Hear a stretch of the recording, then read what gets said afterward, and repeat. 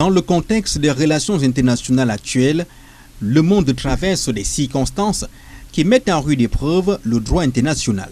C'est-à-dire une partie peut décider de ne plus répondre à ses engagements parce qu'il y a une circonstance qui vient modifier un certain nombre de faits. Il peut s'agir d'une crise, il peut être sanitaire, il peut s'agir d'une pandémie, donc par exemple, il peut s'agir d'une guerre. Et à partir de ce moment-là, l'État peut donc évoquer cette circonstance-là pour dire que je ne peux plus assumer mon engagement à cause de cette circonstance.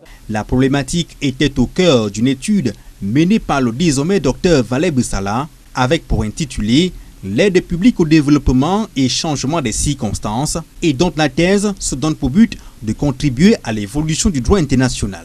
Que l'aide publique au développement est importante pour les pays en voie de développement, notamment pour nos pays qui sont les plus pauvres.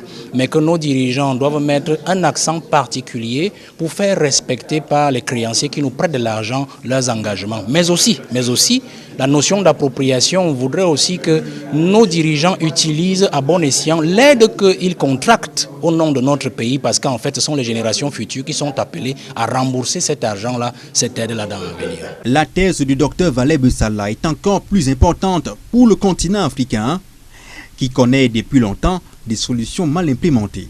Nous pensons qu'avec cette thèse, l'Afrique gagnerait davantage à questionner les fondements de la structuration de l'aide publique au développement.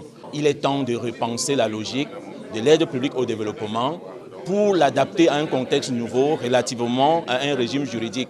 D'où nous avons proposé aux candidats de creuser dans le sens de la construction d'un droit international économique adapté aux problèmes de l'Afrique. L'idée et les arguments d'une rénovation pour l'application du droit international ont été soutenus devant un parterre de jurys haut expérimentés, lesquels à l'unanimité ont accepté cette thèse. Et d'accorder à l'impétrant la mention très honorable